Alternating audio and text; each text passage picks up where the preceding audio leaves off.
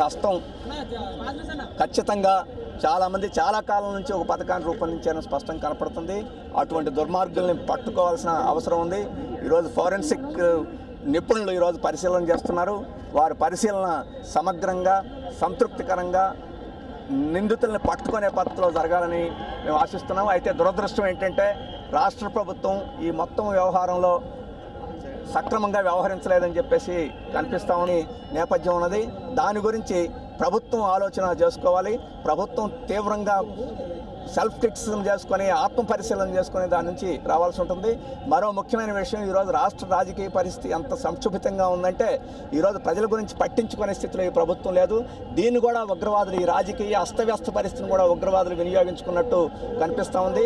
దీని పట్ల కూడా రాజకీయ నాయకులు ఆలోచన చేయాలని చెప్పేసి ఈ సందర్భంగా నేను కోరుతున్నాను. ఈరోజు క్షతగాత్రులు దాదాపు 100-150 మంది ఈరోజు దెబ్బలు తగిలి గాయపడి ఆసుపత్రుల్లో ఉన్నారు. 6 ప్రమాదకరమైన పరిస్థితిలో ఉన్నారు.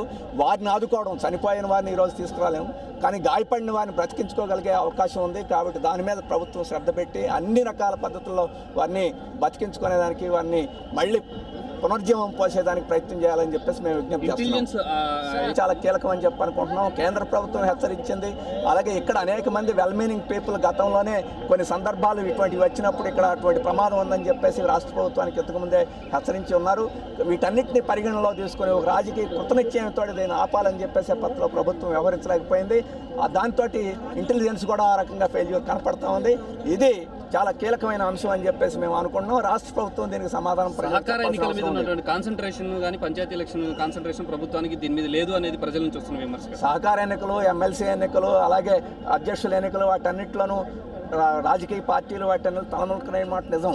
కానీ తలమునకనేంత మాత్రాన ప్రభుత్వ యంత్రాంగం అంతా దాన్ని వెనకలేదు. కానీ మంత్రులందరూ వాటి వెనక ఉండాల్సిన అవసరం లేదు. మంత్రులు పరిపాలన చేయడం కోసం ఉన్నారు. కాంగ్రెస్ పార్టీ వాళ్ళ ఎన్నికలను చూసుకోవచ్చు. కానీ ఈరోజు వాళ్ళ పదవులు నిలుపుకోవడమే ప్రధానమైన సమస్య కాబట్టి ప్రజలను పట్టించుకునే పరిస్థితి లేదు.